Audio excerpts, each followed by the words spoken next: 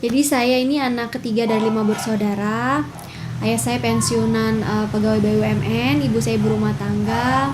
Masa kecil saya pindah-pindah karena mengikuti dinas ayah, yang kita pernah ke Ambon, ke Surabaya, terus di Bandung. Yang lebih lama memang di Bandung. Masa kecil kayaknya sama seperti yang lain, cuma pengalamannya mungkin orang-orang nggak punya ekspektasi gitu ya tuh saya kecil, karena saya ini terkenal dengan namanya ekor mama. Kemana-mana ibu saya pergi saya ikut, atau kalau ke arisan keluarga atau pertemuan keluarga itu biasanya saya suka deket-deket ibu saya. Jadi sebenarnya orang-orang nggak expect gitu kalau Maida ini bisa masuk ke dunia entertain. Jadi alhamdulillah saya punya orang tua yang luar biasa. Jadi keduanya memainkan perannya masing-masing, dan saya kira keduanya saling melengkapi satu sama lain. Jadi kalau ayah itu bagiannya concern ke pendidikan, kemudian ke karir, kemudian kalau ibu itu lebih ke akhlak, kemudian lebih ke adab gitu ya. Ibu saya ngajarin dari kecil gimana sopan santun, kemudian sebagaimana harusnya wanita bersikap, itu dari kecil tuh udah diajarin bagaimana budaya malu dengan menutup aurat dan lain-lain. Itu memang concernnya ibu, dan kayak ibu tuh belajar dari ibu, saya belajar untuk sabar, untuk penuh syukur, menghargai hal-hal kecil. Dari ayah belajar disiplin, kemudian profesional, kemudian lebih detail dan tepat waktu, itu dari ayah. Sebenarnya masuk dunia entertain itu nggak sengaja ya, maksudnya nggak sengaja. Memang dunia entertain tuh nggak masuk dalam agenda hidup saya gitu kalau perencanaan hidup. Jadi waktu itu memang saya suka membaca buku sama seperti ibu saya. Jadi ibu saya tahu saya udah selesai baca buku novel Ketika Cinta Bertasbih. Terus ada audisi, ibu saya bilang kenapa nggak ikutan aja, kan udah baca bukunya, terus udah pakai kerudung saat itu. Jadi di tahun yang sama itu audisi, mungkin kalau nggak salah di bulan Juni atau Juli, saya menggunakan kerudung itu di bulan Februari. Jadi ibu saya bilang coba aja ikutan, karena selama ini sebelum-sebelumnya kalau ada kayak casting dan lain-lain tuh saya paling males untuk ikut, karena kayaknya nggak fair deh, nggak tahu ya, di benak saya tuh kayaknya nggak fair. Pasti yang lain itu pakaiannya jauh lebih misalnya lebih agak mini dan lain-lain. Jadi kayak saya nggak bisa compete gitu, atau nggak bisa berkompetisi dengan hal yang tidak selaras dengan value yang diajarkan di rumah. Jadi kayak enggak deh, udah mental sendiri gitu dengan audisi sebelumnya. Tapi begitu ada audisi Ketika Cinta Bertasbih, ya udah deh, karena emang udah baca bukunya, udah tahu tokoh mana yang ingin diperankan, ya udah jalanin aja. Dan kayak sebenarnya nggak pede dan nggak berharap untuk dapat peran itu, karena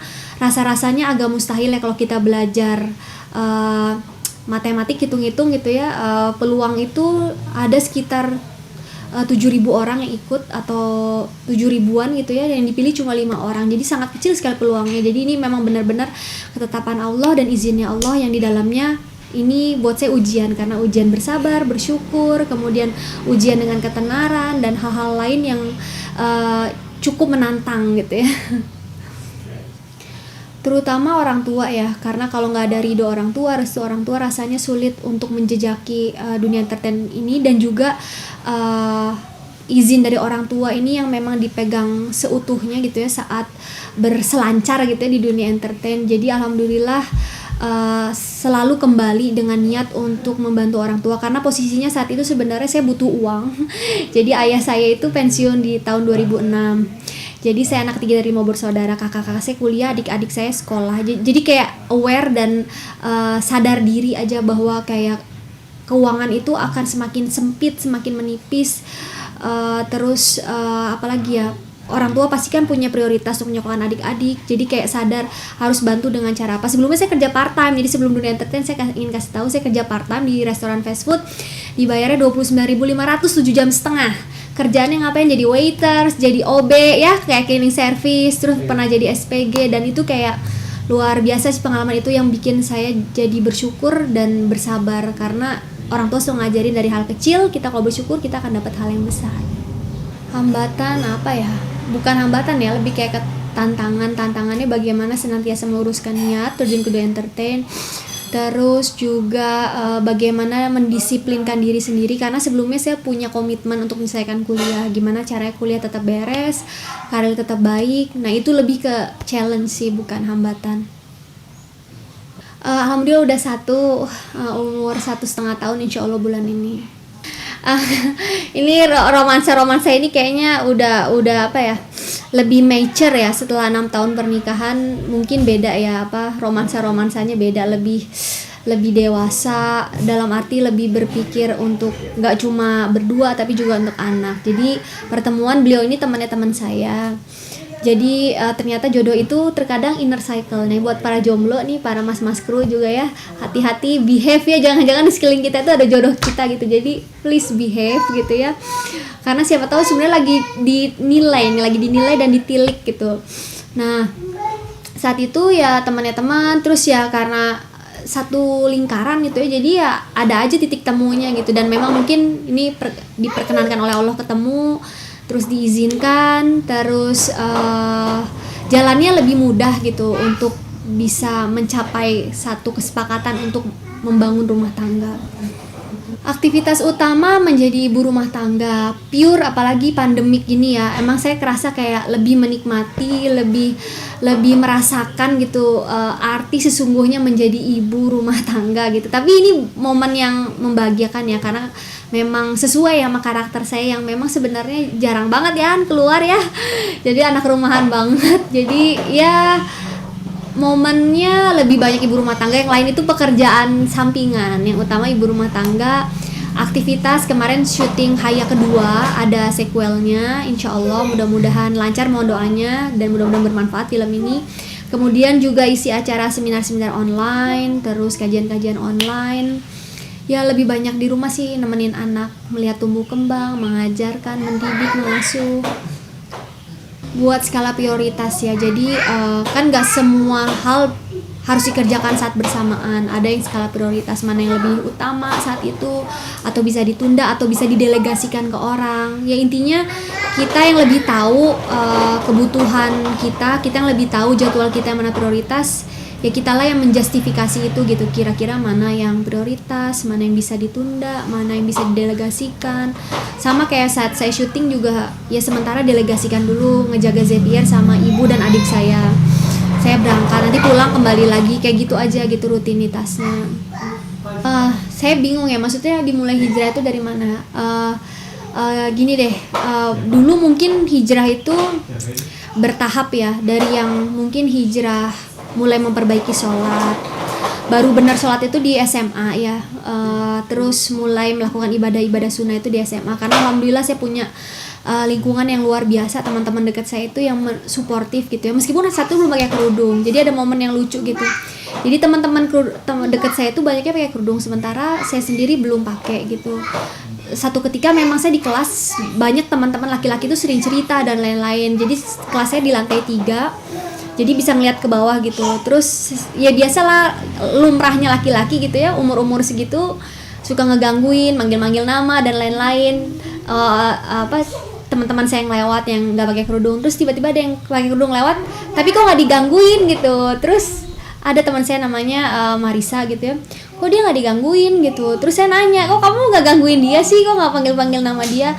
Terus mereka jawabannya, nggak boleh tahu kalau pakai kerudung dosa, digangguin, kata kayak gitu. Jadi kayak kenapa yang lain kan juga dosa? Enggak, beda, kalau pakai kerudung itu kita dosa katanya gitu. Jadi kayak dari situ tuh udah mulai nih jembatan untuk memahami bahwa ternyata menggunakan kerudung itu menimbulkan respect dari lawan jenis, memberikan kehormatan bagi individunya, memberikan orang lain itu nggak bisa sembarangan gitu memperlakukan mereka. Jadi itu dimulai titiknya, meskipun perlu beberapa tahun akhirnya mantap untuk menutup aurat. Jadi ya itu perlu berapa tahun, mungkin ada orang yang cepat, kalau saya perlu proses, menganalisis, memantapkan, mencari tahu. Dan juga ibu pernah ngasih buku gitu ya tentang, ibu saya itu tipikal orang yang nggak suka nasihatin frontier gitu langsung gitu ya, frontal, tapi kayak lewat buku, terus lewat tulisan yang beliau datang dari ceramah dikasih, saya suruh baca ulang. Nah di buku itu kalau nggak salah ada kayak dikonversi satu helai rambut yang keluar untuk ayah. Terus saya ingat ayah saya itu pengorbanannya luar biasa ya. Kayak bahkan kayak saya ini ada suara back sound tuh anak saya. Jadi ayah saya ini bahkan sampai saya kuliah skripsi itu saya nge-lab di LIPI Bandung, di Sumur Bandung kalau nggak salah daerahnya. Itu sampai jam 10 malam ayah saya nemenin di weekend untuk ngerjain nge-lab Jadi kita berdua di weekend dari pagi sampai jam 10 malam karena nggak bisa instrumen lab itu atau cairan itu nggak bisa ditunda-tunda lah, pokoknya intinya harus dikerjakan di weekend itu, kalau nggak nanti bisa ulang lagi dari awal gitu. Jadi AS itu nemenin sampai jam 10 malam, terus ngambil sampel bantuin, terus ngurus dokumen bantuin. Jadi Masya Allah gitu. Bahkan saya udah menikah pun saat saya lanjut magister, tesis pun AS saya bantuin gitu. Jadi kayak luar biasa, dan kok saya nggak mau ngasih sesuatu yang setidaknya tidak merepotkan urusan ayah saya di akhirat nanti gitu. Awalnya orang tua ya, karena kayak saya ngelihat dengan kacamata sendiri dan merasakan kasih sayangnya begitu besar, supportnya begitu besar, kemudian pengorbanan begitu besar. Awal mulanya diketuk lewat itu gitu. Setelah belajar, oh iya, luruskan niat demi Allah gitu ya. Sebelum itu orang tua yang jadi landasan ingin berubah tuh orang tua.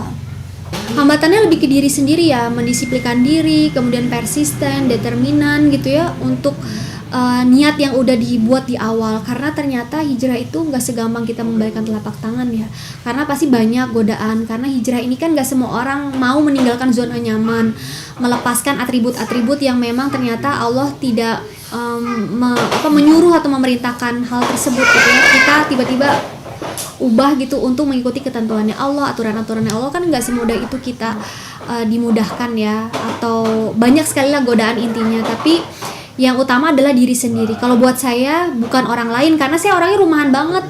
Kecuali saya mungkin orang di luar gitu ya, mungkin faktor eksternal ya yang lebih besar dominan untuk mempengaruhi. Tapi kalau karena saya orangnya rumahan banget, faktor internal gitu, gimana mau konsisten, mau istiqomah, terus mau terus belajar, mau terus memperbaiki diri,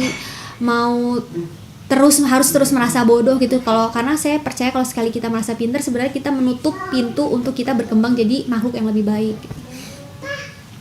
Kalau menurut pandangan saya, setiap waktu kita harus senantiasa memperbaiki diri, karena manusia ini fleksibel ya, cair banget hidupnya. Saat ini barangkali dia bisa baik, besok bisa jadi agak step mundur gitu ya di langkah hidupnya. Jadi saya selalu merasa gitu kalau berhijrah ini harus terus diperbaiki dan terus dikuatkan gitu. Karena tadi yang saya bilang banyak sekali faktor-faktor baik eksternal, internal yang sangat mempengaruhi seseorang dalam berhijrah.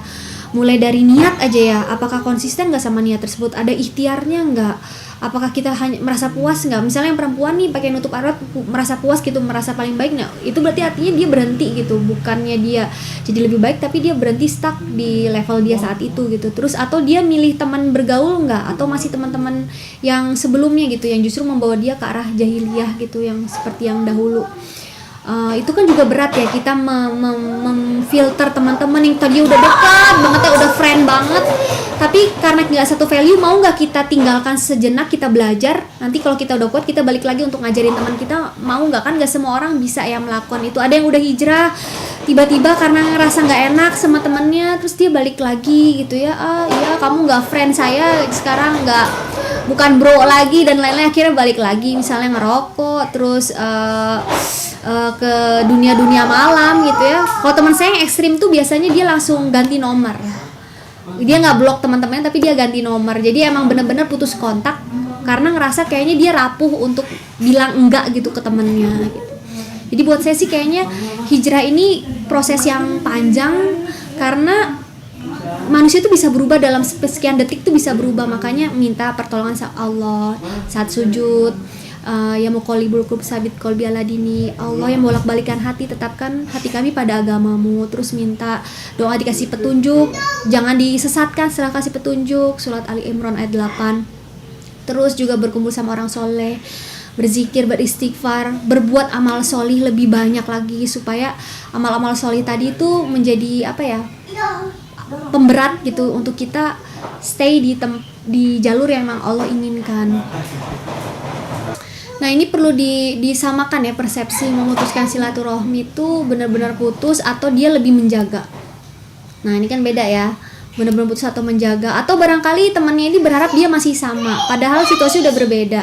Karena jujur saya pun gitu ya, sekarang setelah menikah itu jauh lebih hati-hati kalau mau teks Iwan. even ke saudara sepupu aja saya selalu bilang salam ya buat keluarga gitu kan. Kita nggak ngerti ya, istrinya baca ke atau siapa yang baca, jadi bahan ini, jadi bahan suuzon gitu ya. Jadi lebih hati-hati, bukan memutuskan kayaknya lebih hati-hati supaya nggak jadi fitnah gitu, karena udah beda ya posisinya, karena udah nikah, udah ada keluarga, juga harus respect, dan memang kayaknya komunikasi antara laki-laki dan perempuan tuh sebutuhnya aja, seperlunya, nggak bisa kan. Ada pernyataan Islam datang dalam keadaan terasing dan akan kembali dalam keadaan terasing gitu.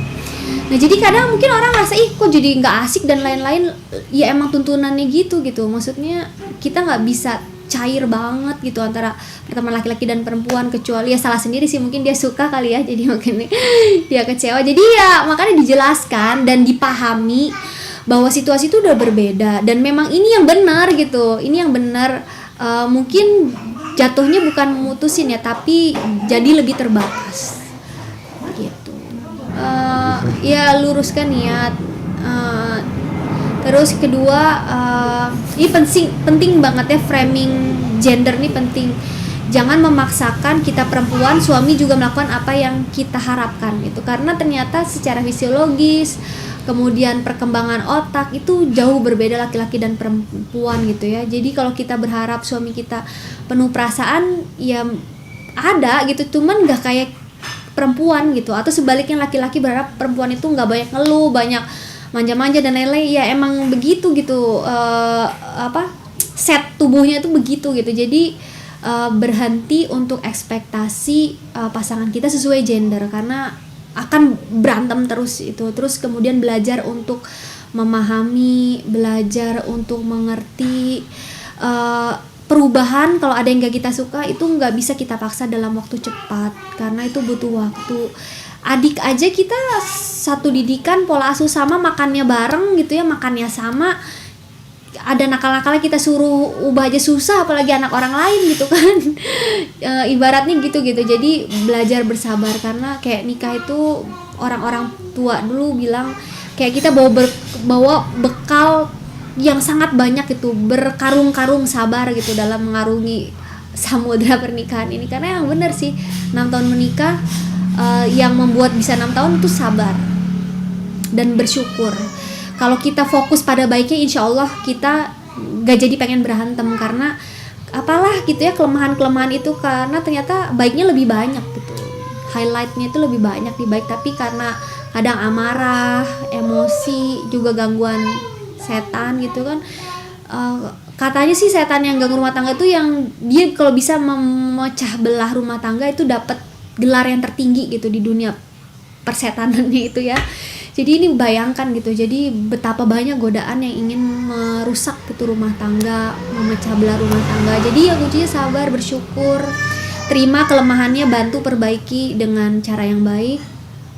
Bersyukur mah pasti ya untuk kelebihannya, tapi yang kelemahannya ini nih yang kadang kita pengen cepet-cepet, jadinya akhirnya terbawa emosi gitu, jadi berantem dan lain-lain. Belajar untuk memahami, mengerti, mengapresiasi setiap perubahannya walaupun sedikit. Penting diapresiasi. Penting juga kita belajar bahasa cinta. Ada orang yang bahasa cintanya misalnya dia diapresiasi, dia dipuji, ada yang lewat sentuhan ya, ada yang lewat, kalau nggak salah ada 5, ada yang lewat hadiah, ada yang senang dikasih hadiah, ada yang senang dipegang tangannya gitu. Itu kita harus pahami, karena ternyata setelah saya memahami itu ternyata benar ya, suami itu senang orang yang diapresiasi, kemudian dikasih hadiah, itu tipikalnya gitu tuh bahasa cintanya. Dan saya beda ternyata bahasa cintanya, dan awal-awal nikah itu agak bentrok, kok kayak begini ya, ternyata beda bahasa cintanya, nggak bisa dipaksain. Yang ada kita harus belajar memahami, menekan ego. Kan katanya pernikahan tuh kayak nari tango ya, it takes two to tango. Jadi perlu 2 orang untuk ada tarian tango, nggak cukup 1. Sama pernikahan juga perlu 2 orang. Kalau yang satunya baik, yang lainnya juga jadi baik. Kalau satunya buruk, yang lainnya jadi buruk. Makanya benar dalam Islam, suami istri itu kayak pakaian, memberi kehormatan, memberi perlindungan gitu. Sama-sama belajar. Sepanjang kita boleh kok mengikuti perkembangan zaman. Bahkan Rasulullah bilang didiklah anakmu sesuai zamannya gitu. Jadi kita nggak bisa expect pendidikan atau pengasuhan orang tua kita diterapkan kepada saat kita mendidik anak kita. Anaknya beda ya kan, di luarannya beda, dia pergaulannya dan lain-lain, tapi tetap kaidahnya fokus kepada apa yang sudah dituliskan gitu ya di Al-Quran, kemudian hadis. Sumbernya itu aja. Kita tuh hari ini sekarang belajar fokus, karena ternyata begitu kita ikut manusia kata ini justru kita semakin sesat gitu ya. Ada di, saya lupa, di surat Al-An'am kalau nggak salah ya, ayat 6 kalau nggak salah ya, boleh silakan dicek. Itu pokoknya kalau kita mengikuti kebanyakan orang maka kita akan semakin sesat gitu dari apa yang Allah inginkan. Jadi fokus apa yang Allah cari. Kan kita di dunia ini bukan cari pengakuan manusia ya, kita di dunia ini cari ridhonya Allah. Makanya kembali kita ingat bahwa Allah ciptakan kita itu dalam tujuan untuk menghamba, beribadah kepada Allah. Surat Az-Zariyat ayat 56. Yang kedua jadi khalifah, surat Al-Baqarah ayat 30. Udah 2 itu tok aja, fokus pada itu gitu. Kalau kita udah dapat itu, insya Allah dunia dan seisinya juga kita bisa genggam. Tapi kalau kita cari dunia, akhirat belum tentu kita dapat. Sama kayak kita nanam padi, pasti ada rumput ya, tapi kalau kita nanam rumput nggak ada tuh padi gitu. Sama kayak gitulah jadi ibaratnya. Jadi fokus kepada apa yang Allah mau. Dunia ini akan selalu berkembang, nggak ada intinya, tapi dunia ini ada akhirnya. Kita harus ingat itu, dunia ini ada akhirnya. Setiap yang kita kerjakan ada pertanggungjawabannya. Kenapa kita diminta pertanggungjawaban? Karena kita sebenarnya semua udah bersaksi ya di alam ruh bahwa tidak ada Tuhan selain Allah. Artinya tidak Tuhan selain Allah, kita menghamba kepada Allah. Allah yang meliputi, Allah yang menguasai, Allah yang mengatur. Siap nggak kita diatur gitu? Alih-alih kita lihat orang lain dan lain itu capek gitu ya, nggak ada habisnya. Tapi ikutilah apa yang Allah mau, karena Al-Quran itu nggak hanya untuk umat-umat terdahulu, tapi untuk sekarang dan untuk masa depan kita yang menjamin gitu. Sama-sama, terima kasih teman-teman dari Masjid An-Nabawi. Semoga berkah, semoga bermanfaat konten-kontennya dan lebih luas lagi. Mudah-mudahan dengan ini cukup canggih ya timnya, mudah-mudahan dengan teknologi yang sudah digunakan bisa memperluas kebermanfaatan, kebaikan, sehingga setiap orang bisa merasakan ikhtiar-ikhtiar yang sudah dilakukan oleh teman-teman dari Masjid An-Nabawi. Amin ya rabbal alamin.